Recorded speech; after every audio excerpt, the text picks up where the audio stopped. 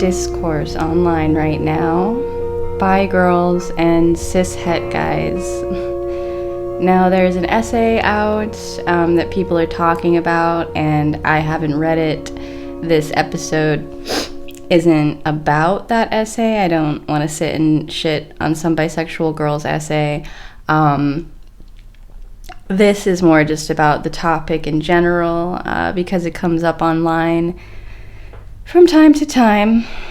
The reason I feel comfortable discussing this is because at one point I was really heavily invested in the idea that I was a bisexual cis girl, and for a time I mostly dated straight cis dudes. As we all know, that didn't quite work out for me, and that's not where I am now, but I do feel I have some insight that could be valuable due to my personal experiences. Just a bit about the show for those who may be new here. For Your Pleasure is a human sexuality podcast focused on info and advice for those who may be questioning or curious. For updates, you can follow the show on Instagram at sacred_slag, or you can follow me directly at my 18+ Twitter account at _mercywest_. Feel free to check out my YouTube channel for exclusive clips and episodes. If you'd like to donate to the show, you can do so directly on Anchor or visit my Ko-fi page for info on cool, commissioned goodies and donation options. Links listed below in the description. Don't forget to like and subscribe on whatever platform you use, and thank you so much for tuning in to For Your Pleasure. I've been queer my whole life, since I can remember, and I'll talk about that in another episode, but I always felt pretty isolated when it came to queer community or any sort of community. I was dyslexic and ADHD, my mom was on disability, and had a lot of health issues that were beyond her control.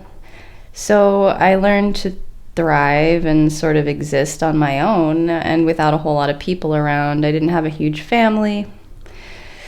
So that's just where I was. And when I started dating, well, the people that were mostly interested in me, because it was high school in the early 2000s, regardless of who I was interested in, because that doesn't really matter, you know, when you're a teenage girl in high school. It was mostly straight guys, and you can't see the air quotes that I'm putting around straight. But yeah, it was straight guys. They were interested in me, and, you know, that was that. I did end up dating a boy from gym class for about 3 weeks. Then he came out as gay to me, and we ended up being best friends. But other than that, I was a girl in high school, and regardless of how queer or whatever I was, you date straight guys. There aren't any other kind of guys really to date in high school, if you're deciding to date. And I think this would really start a pattern of sort of befriending queer people that I would come across in social situations, mainly cis-het social situations, because they were pushed out there too, like I was.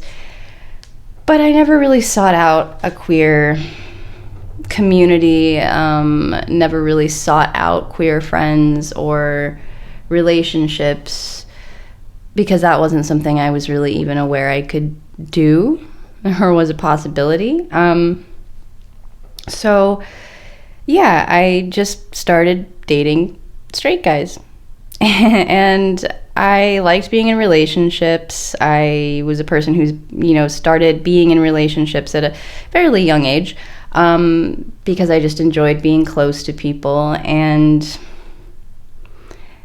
fairly quickly, I found out that if I was dating straight guys, that meant that I was basically straight too, because monogamy was the only option, and I wasn't going to be able to explore that side of myself